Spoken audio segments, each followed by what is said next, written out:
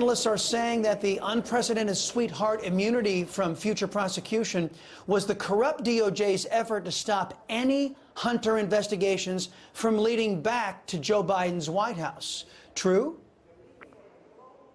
Yeah, absolutely. I think the evidence is all over this thing that there was a sweetheart deal working.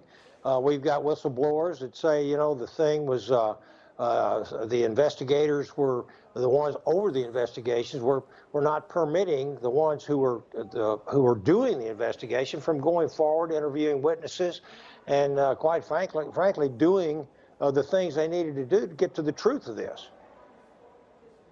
Representative Crane, Judge Mary Ellen Noriega saw through the Biden's corrupt cover-up yesterday. This says House Speaker Kevin McCarthy is floating the idea, finally, of an impeachment inquiry.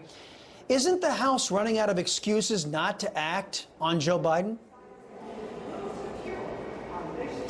Well, this House and this body they're pretty good at coming up with excuses on why not to act, but I'm hoping that that scale is finally tipped. I'm hoping that we're going to do what the American people have called for. And, you know, it's unbelievable to me up here, whether you're talking about Secretary Mayorkas or Joe Biden, the American people want to see action, and quite frankly, so do I.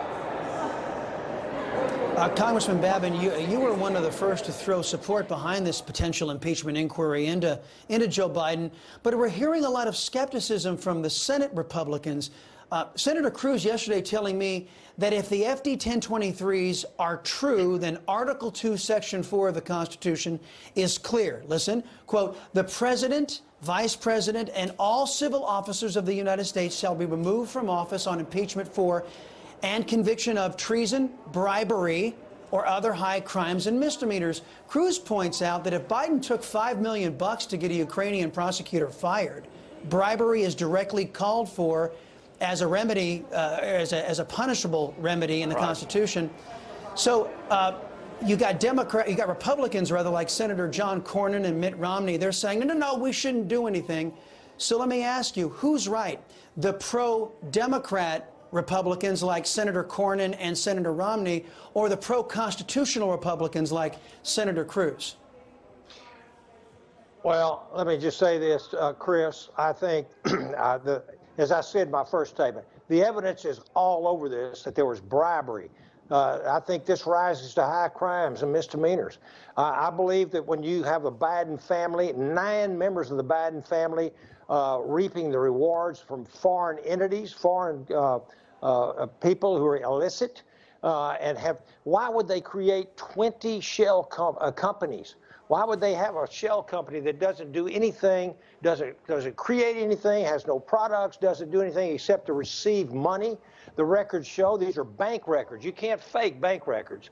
It shows that the Biden family and their business associates received over $10 million from foreign nationals and related companies. I mean, that looks an awful lot like money laundering. And the exposure of tens of millions of dollars from foreign governments funneled to the Biden family through these influence peddling schemes. As I said, 9 members were involved. If this doesn't rise to impeachment, I don't know what will. Congressman Crane, let me ask you the same question, sir, because you have a lot of conservatives who are saying, look, it's right there in the Constitution. Bribery, still you have John Cornyn and Mitt Romney and others who are, as I call them, pro-Democrat Republicans, who are saying, no, that's fine treatment for Trump, but we can't do it to our pal Joe Biden. Congressman Crane, what do you think about that, about those two battling factions inside of the Republican Party? Which one of them is right? Well, I'm obviously with my colleague, Mr. Babin, and Senator Cruz on this one. And here's the deal. Me and Mr. Babin were at the Supreme Court earlier today. We were standing with, some of the doctors of the front line, and this was my message for them. We will not save this country if we don't have the courage to do so. We are getting crushed, and it's basically because we don't have the backbone. We lack the courage to do what's right. The Constitution is clear.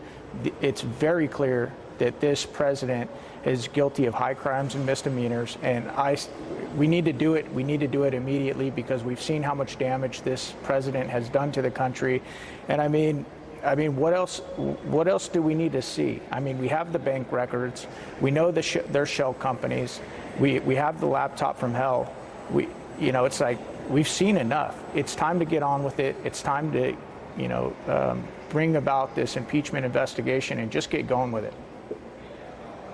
Well, gentlemen, as I've been trying to say to your colleagues who come on this program, you can't disincentivize the Democrats from doing bad and divisive behavior if they never pay a price. So perhaps if the Democrats pay a price for their malfeasance in the past, in particular during the Trump administration, maybe they'll have some good faith going forward.